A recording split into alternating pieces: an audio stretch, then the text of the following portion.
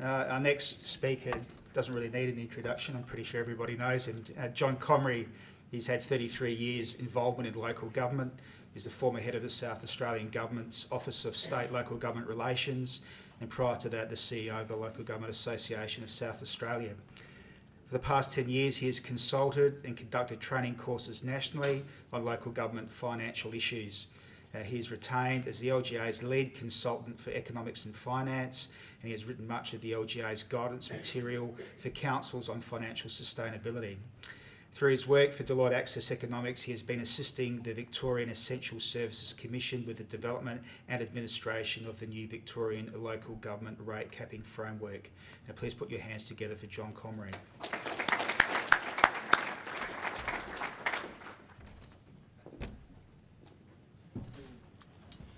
Thank you, Matt, and thank you all for that welcome.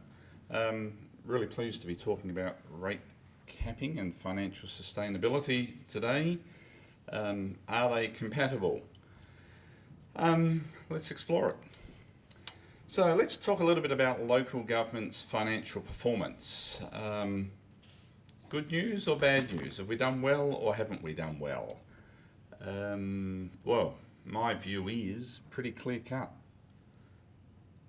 Most South Australian local governments over the past decade have improved very considerably their financial performance. Not only improved it, they've maintained it. Most councils in South Australia these days are operating in a financially sustainable way or very close to and on track to doing so, and those that have made those hard decisions have kept on with that performance. So compared with a decade ago, when that major inquiry was undertaken, probably compared with most local government sectors in other states as well, I think South Australian councils have performed pretty well. Why do I say that? Well, that graph there really says it all. South Australian local government adjusted operating result. My view, all the material, I think there's pretty much consensus. If councils can maintain, on average over time, a small operating surplus, including depreciation in the expenses, excluding capital revenues, then they should have the capacity to maintain service levels on an ongoing basis. And the sector at large in South Australia has turned around that deficit and, at least on average, is achieving a break-even small operating surplus. Now, some councils are obviously doing better than others, and some have got some way to go, and every council has some years that are better than others, and that's why I talk about adjusted underlying result, so net of the one-offs. But the reality is, in recent years, the South Australian local government sector collectively has been operating in a sustainable way. It also means that if we can do that, on average over time, councils should be able to address their asset management needs. There shouldn't be asset management backlogs if you can operate in a sustainable way. So what I've shown on that next graph, a little bit hard to see, but the bottom line, that bottom blue line, is basically running along the break-even on the y-axis zero number. It shows that we've been operating in a break-even way. I wouldn't mind a little bit more revenue than that, risk and uncertainty, a little bit for a rainy day. But basically the sector has improved and has maintained that break-even operating result. The next line going across the page higher up is showing effectively the level of net debt, technically net financial liabilities, and what it's saying is really for the past decade, the level of net debt and other financial liabilities expressed as a percentage of income hasn't grown. So we haven't increased debt in real terms relative to our income. So debt levels are still constant, in my view modest. And the last one, the only figure there I've got, no, both of those figures I've got to say are really plotted from council's financial statements, audited financial statements extracted from for data for the Local Government Grants Commission, so it's all on the public record, easy to obtain. The last one, the bar on the right-hand side, is what's called the asset sustainability ratio. What are councils spending on asset renewal compared with what they said their asset management plans said they should be spending? That figure is 80%. So a little way to go, but not bad. You know, collectively, councils are saying they're spending, that's what they're reporting, about 80% of what their plans say they should be spending. Now, in my view, you've got to think about, well, okay, if that's, should we be spending more? Should we be spending less? Are our plans up to date? And I think many people in this room would acknowledge, whilst councils have made good progress in developing asset management plans, they are still a work in progress and some refinements are possible. So, the answer is, from my honest view, big tick. Councils in this state have improved financial sustainability considerably over this decade. I've chosen that decade because it's a decade ago that the major LGA initiated financial sustainability inquiry was undertaken. I've also chosen the decade because that's all of the published Local Government Grants Commission information I've got. So if the results are good, what's caused it? What have we done? My view, what we've done is hard work. A lot of people have put a lot of hard work into this. What have been the drivers? I think councils, administrations, councils, elected body have basically done hard work, made some hard decisions. There's been education programs sponsored and supported by the LGA. But basically it boils down to commitment. We've focused more and had more commitment on making those hard choices. I think councils are doing better strategic planning. They're looking a little bit beyond the short term. I was speaking to a colleague coming in this morning from a council that said, you know, our council's just had to increase its CWS charges. For years we were getting along with low charges because we were looking at the short term. We didn't need much money this year, but we've recognised now, in the not too distant future, we're going to have to do some major renewals and upgrades, and we've started to increase our charges to reflect whole of life, annualised, long run costs. So people are doing better forward planning. They're looking beyond the 12-month period and saying, what lies ahead? Are we ready for it? Better long-term financial planning, better asset management planning.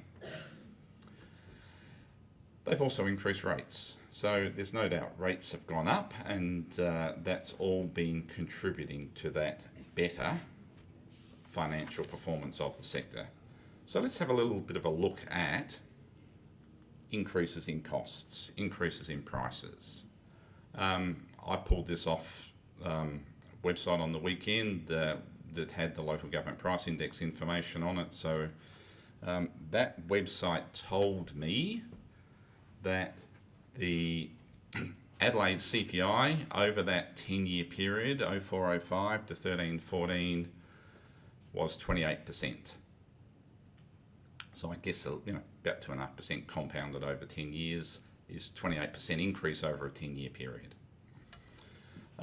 It also included the South Australian Local Government Price Index, a little bit higher, 35%. I also then had a look at rate level increases over that period of time, 69%. So rate revenue collected by councils has gone up by 69% over that 10-year period. Now that's not necessarily a direct fair comparison because there's growth in that number. So there we go.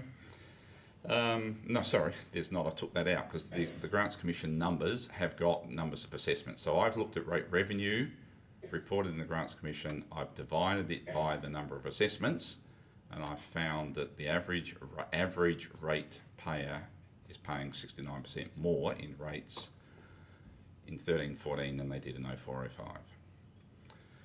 I guess we need to think about what's been the drivers? So partly we've done this to improve financial sustainability, but that doesn't explain the full increase in rates over that period. I don't know. Clearly there's probably been cost shifting. I'm sure there has been. There's been increases in service levels. Undoubtedly there's been increases in service levels. People want more. People always want more. So people, we're doing more things, and we're probably doing more things at a higher level. Some of our common materials we use in local government, maybe it's fuel, maybe it's energy, maybe have gone up at the higher rate than the CPI. Maybe some particular local government costs have gone up more than elsewhere. I don't know. I haven't attempted to look at that too much. So there might be other reasons, but the reality is rates have gone up, on average at least, significantly over that decade. Where are local government's expenses? Where do they come from? I've got 13-14 data here. It doesn't vary much from year to year. I don't have 14-15 yet because the Grants Commission hasn't yet loaded that information. But in 13-14, the average council, or the sector on average, 35% of its total operating expenses were labour related, $41 or 41% materials, contracts, other. So, that's the waste collection, or if we do things ourselves, if we build the roads ourselves, it's the materials we've used, etc. 22% of our costs were depreciation, the consumption of assets, the using up of our assets in delivering services for our communities, and 2% was interest on debt, basically. So that's the nature of our expenses. I had a look because the Grants Commission data is there, at our labour-related costs as well. What that showed me was that total employee costs over that decade have increased by 75%. The number of employees increased by 14%. Now, obviously, we're doing more. We're delivering more services. But if you multiply one by the other, effectively what it also means is that the cost per FTE has gone up by 53%. So I'm not commenting on whether that's what that means. Clearly, demands on councils these days are for, we need more planners, we need more, high-end technical people. That's just the nature of work these days. But average cost per FTE has gone up significantly over that decade. I guess the issue is, if our costs are going up, do we need to do more than just think about rate increases? And are we doing that?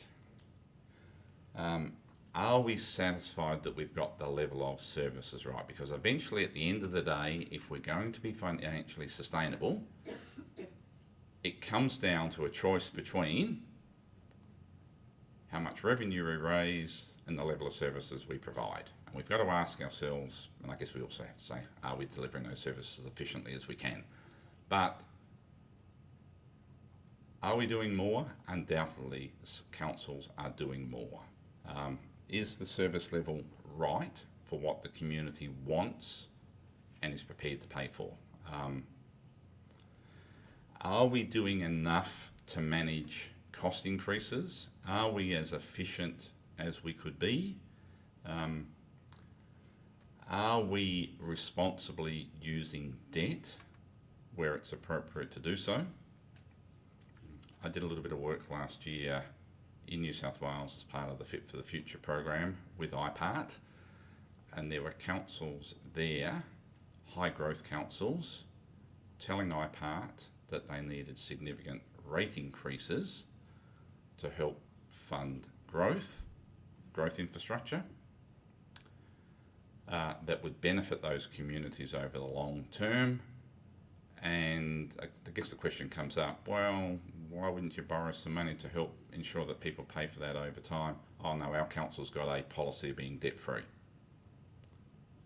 I don't think it makes a lot of sense to have a policy of being debt-free when you've got high growth and charging current ratepayers a large proportion of those costs. So are councils responsibly using debt? My view is, at least compared with the other states in Australia, South Australian councils are, but there's probably some that could think about that issue a little bit more. To me, what it boils down to is, are councils themselves, the elected body, satisfied that they are doing enough to look at those strategies? Have they got the answers? Are we doing enough to satisfy ourselves that it's not just about rate increases? Are we doing enough to consult and inform our communities regarding these decisions? So are we engaging with our communities to help inform our response to those questions?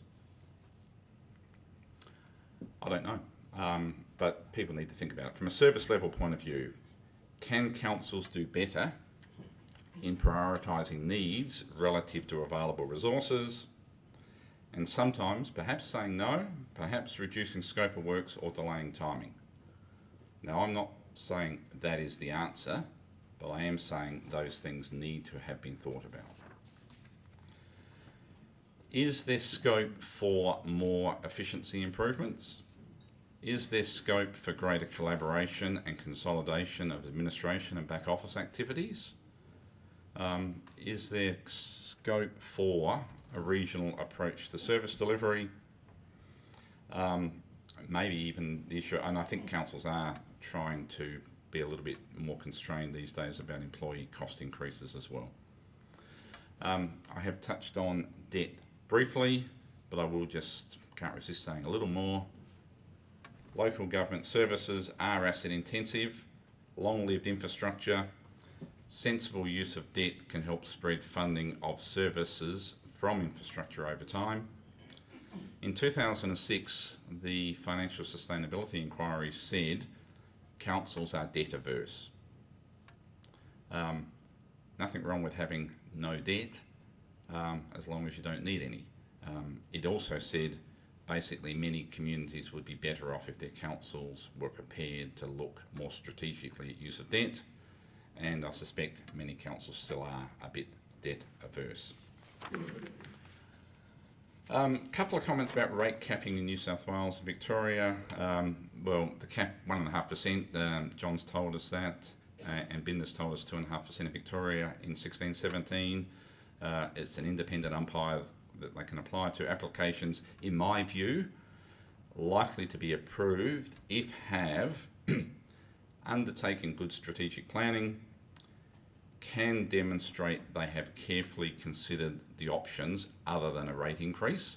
So we haven't just looked at rate increases, we've looked at the range of tools available for us and have consulted effectively with their communities. To me, at the end of the day, the elected body has to make some hard choices about service levels, about revenue raising. The elected body is ultimately responsible for the financial performance of the council, and it seems to me, therefore, all council members ought to be reasonably comfortable, don't have to be a financial expert, but have to be reasonably comfortable and ask questions if they're not, that they could defend their council's cost increases and rate increase movements over time. Not unreasonable, I think, for a ratepayer, an elector, to be able to ask their elected body those questions. If rates have gone up above CPI, why? And there may well be good reasons. Have you looked at other things? Why did you decide on this approach? Not unreasonable, in my view, for council members to have to be able to answer those questions and be able to answer, have they considered other strategies? And I think if they can answer yes to those questions, then in my view, we don't need rate capping. I guess turning that around, I think probably people need to think about, have we got our own house in order? Can we answer those questions? Yes. And I suspect, some people are probably going to think, well, maybe rate capping's not such a bad idea if people can't answer those questions. I think the best defence against rate capping is to be able to answer yes to those questions. I would say, though, if the powers that be ultimately decide that we are going to have a rate capping regime or rate pegging regime in South Australia, if councils again have done their homework and can answer yes to those questions, then I'd also say they probably don't have a lot to fear if, and it's a big if, the system that was put in place is simple and well designed and light-handed. I think the New South Wales system has improved compared with what was in place. It's probably still got some way to go, and I've got no doubt the Victorians will refine, if not the framework, at least the interpretation, the practicality of the system over time. So, have they got it right? Can we do it better? I really just wanted to leave a few thoughts for your consideration this morning. Thanks for your attention.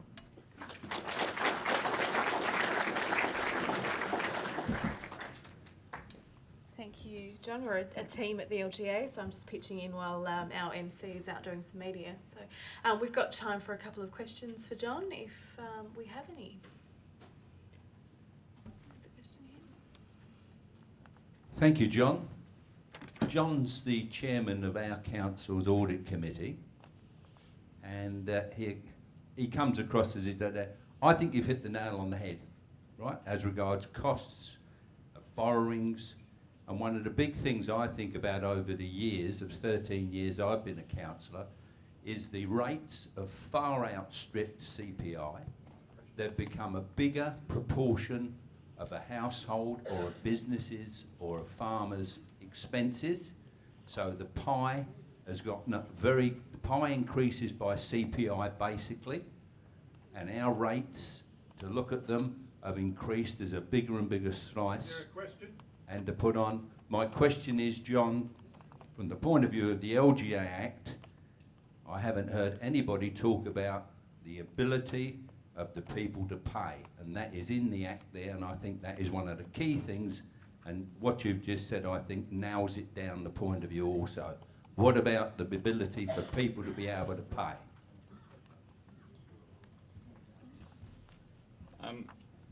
Thank you, Councillor Davis. And certainly we've had debate and discussion in the Audit Committee at Alexandrina on some of these issues.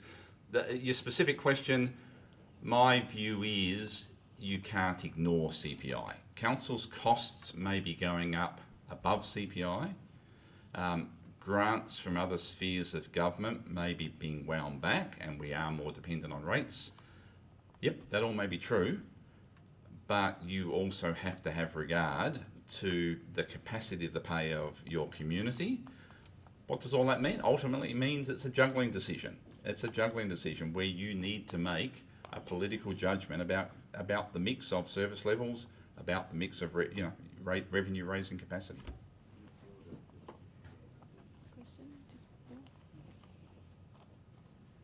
John, the financial sustainability review that was done a number of years ago indicated that a lot of councils had a backlog in asset maintenance and replacement.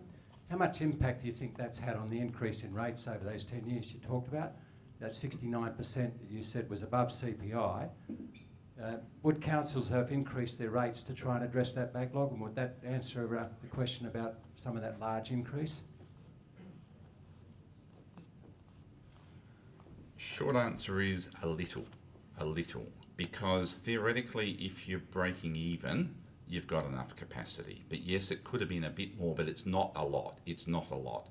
To be honest, my view is the main reason for the increase is costs have gone up, service levels have gone up. Yes, the backlog has been reduced, but theoretically, the depreciation we've been generating has been enough. That's increased as well from the rates to offset that. So it's a part of it, but it won't be the biggest part of it.